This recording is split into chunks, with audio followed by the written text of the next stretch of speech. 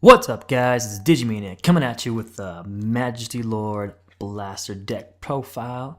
Deck I ran today in my locals, and part of the deck I'll be running for a long time. Anyways, let's get straight to the point. I'll start off with the grade 3s. I figure that's the most simplest way to ease into my strategies and what I choose and what not to run in my deck. But anyways, got 3 Majesty Lord Blasters. I only run 3, 4's too much, especially when you can search out for it. And I would like to have, ideally, Majesty Lord Blaster in my starting hand, but that's why I run 2 Alfreds. 2 Alfreds is Alfred's a boss. He searches out for anything, grade 2 or less, kind of blast 3.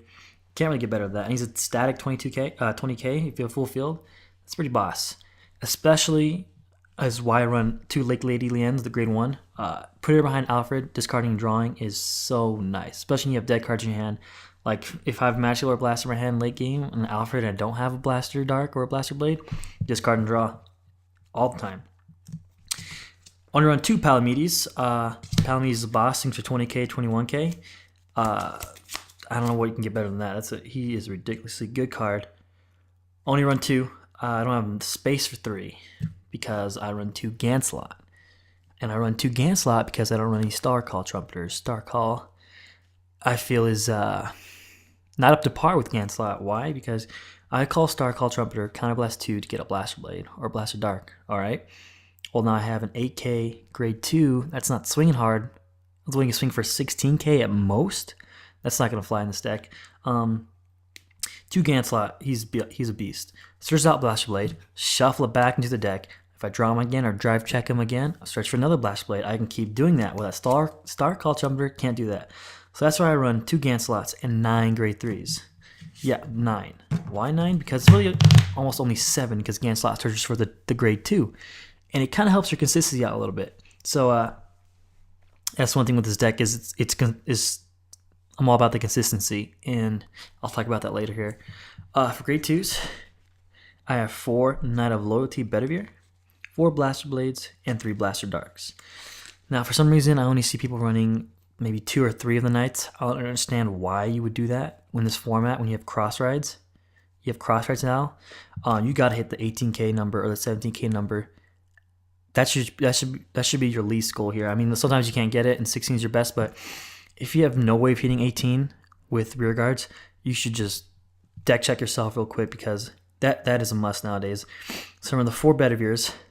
He's swings for 20k when Marin's boosting him, which against other 10k rear guards like Alfred, for example, or a Spectral Duke with no right chain, that is hitting hard. Swings for 19 when you have a 7k boosting him, and 18 when you have a 6k boosting him. Keep in mind that's all a Blaster as your Vanguard, but that is must. I understand people don't run him more than that. Maybe because they want Star Call Trumpeter and they want a gimmicky deck. No, you gotta be consistent, hitting these magic numbers consistently, and you'll win. 4 Blaster Blades, because Blaster Blade's boss, my avatar. Counterblast 2, try a grade 2 or higher. What can I say? Blaster Blade's boss. And the 3 Blaster Darks, reason I only run 3, not 4, not 2. Getting him starting hands perfect.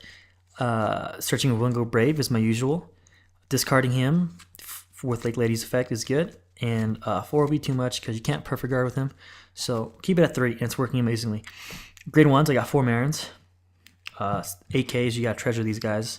These guys are your bosses when you have a 10k grade 2. These 8k boosters will make the game. Trust me. 2 Lake Ladies, like I said, put behind Alfred, discard and draw. Amazing. 3 Flash Shields. Might bump this up to 4. 3 is looking kind of weak.